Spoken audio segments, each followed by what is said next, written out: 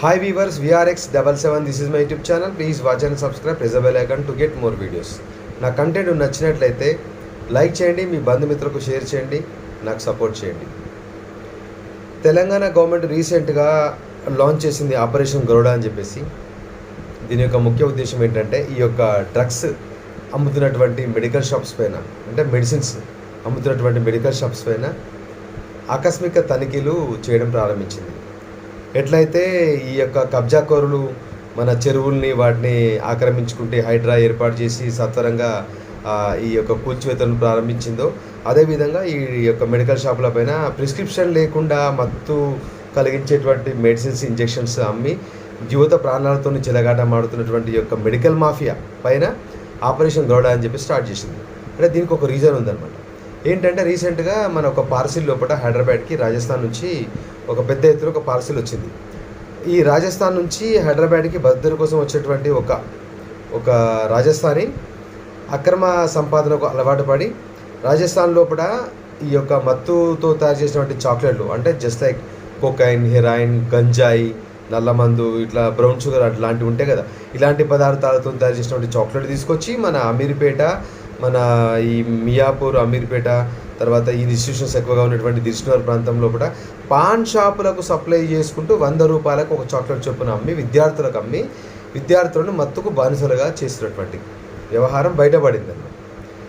అదేవిధంగా ఈ మత్తు పదార్థాలు ఈ విధంగా అక్రమంగా తీసుకొచ్చి ఈ యొక్క ఇతర రాష్ట్రాల నుంచి బతుకుల కోసం వచ్చినట్టు వాళ్ళ సొంత రాష్ట్రం అయితే పాడు కాదు కదా. ఇప్పుడు రాజస్థాన్ నుంచి వచ్చినప్పుడు వాడికి ఇక్కడ అక్రమార్జనే వాడి ధ్యేయం.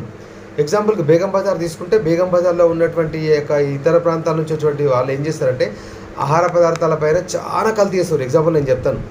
ఈ మన పొప్పడి పండు గింజలు ఉంటాయి కదా, వాటికి కెమికల్ కోటింగ్ చేసి మొత్తం బేగం బజార్ మొత్తంలో మిరియాలం వాటితోనే తయారు చేస్తారు.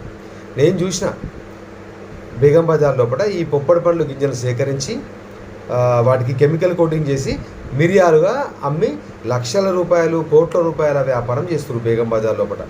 బేగం బజార్లో మొత్తంలో వాళ్ళ అక్రమ వ్యాపారమే. మళ్ళీ జీరో బిల్లు, మళ్ళీ ట్యాక్స్ పే చేయరు. అంటే ఇప్పుడు అందులోకి ఈ విషయం ఎందుకు మారిందంటే, ఇతర రాష్ట్రాల నుంచి బతుకుదెరువు కోసం వచ్చినప్పుడు మన రాష్ట్రం అభివృద్ధి గురించి పట్టించుకుంటాడా? అంటే ఇక్కడ పాడేది మన యువతనే కదా.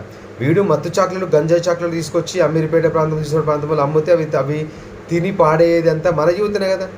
ఇప్పటికే మన రాష్ట్రము అప్పుల ఊబి లోపల కూరుకుపోయింది, తెలంగాణ రాష్ట్రం. అందులో మళ్ళీ ఇట్లాంటి బ్లాక్ దందాలు.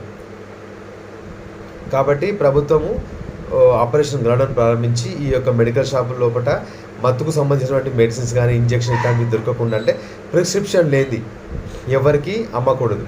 అదేవిధంగా ఇలాంటి మత్తు టాబ్లెట్స్, అంటే ఎగ్జాంపుల్కి ఇప్పుడు రెస్టిల్ 0.5 ఇది ఉంది కదా, ఇట్లాంటి టాబ్లెట్స్ ఎన్ని స్టాక్ తీసుకొచ్చారో, మీరు ఎన్ని అమ్మారు, వాటికి బిల్స్ ఖచ్చితంగా మెయింటైన్ చేయాలని చెప్పి స్ట్రిక్ట్ వార్నింగ్ ఇచ్చింది.